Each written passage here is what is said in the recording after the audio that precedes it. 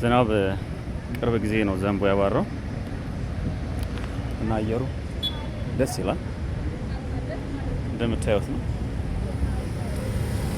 ስኩል ያ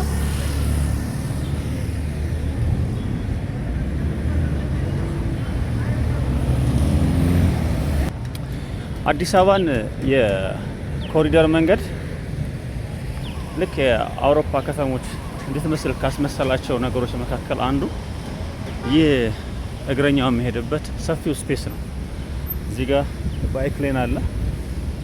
አፍሪካ ሀገራቶች ውስጥ በስፋት ብትሄዱ ልታገኙ የማትችሉበት ሁኔታ ነው ያለው። አዲስ አበባ ግን በአጭር ጊዜ ውስጥ መተግበር ችላለች። ዛሬም የብዙዎች የአፍሪካ ሀገራቶች ጥያቄ ይሄን ነገር ለመስራት አቅሙን ከየት አገኛችሁ? የሰው ኃይሉ እንደገና ደግሞ ሙያተኛው ከምንም በላይ ደግሞ ካፒታል ወይም ደግሞ ገንዘቡን ፋይናንሱን ከየት አመጣችሁት የሚለው ጥያቄ በየጊዜው የምትጠየቀው ጥያቄ ነው። ሆኖም ግን ያደረገችው ልምድ ያካበተችበት ነገር ስለሆነ ኢትዮጵያ ለብዙ እህት እና ወንድም ሀገሮች ተሞክሯን ሼር የምታደርገባቸው ሁኔታዎች ተፈጥሯል።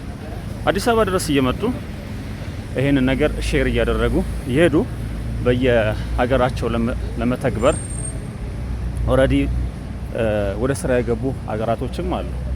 ለምሳሌ የኬንያ መንግስት የናይሮቢ ከተማን የወንዝ ዳርቻዎችን እንደገና ለማልማትና ውብ ለማድረግ ካፒታል ተመድቦ ኦልሬዲ ወደ ስራ ተገብቷል።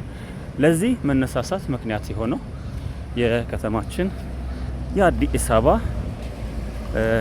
አስቀድሞ በዚህ ነገር ውስጥ መገኘትና ውጤታማ መሆን እንደሆነ ሊሰመረበት ይችላል ወይም ደግሞ ግንዛቤ ውስጥ ሊገባ ይችላል ብዬ አስባለሁ። ስለዚህ አዲስ አበባ አሁንም እንደ ኢትዮጵያ ዋና ከተማ እንደ ዓለምም የዲፕሎማቲክ ሴንተር እንደመሆኗ ማለት ነው ለብዙ ነገሮች መነሻ መሆን መቻል አለባት። አሁንም እያደረገች ያለችው ያንን ነው። ኢትዮጵያ ለአፍሪካም አዲስ አበባ ለአፍሪካም መዲናዎች ምሳሌ አርያ ሆና መስራት ስትችልና ነገሮችን ወደ ውጤት መቀየር ስትችል ሌሎችም የአፍሪካ ሀገራቶች ያንን ነገር በተግባር ማሳየት ሲችሉ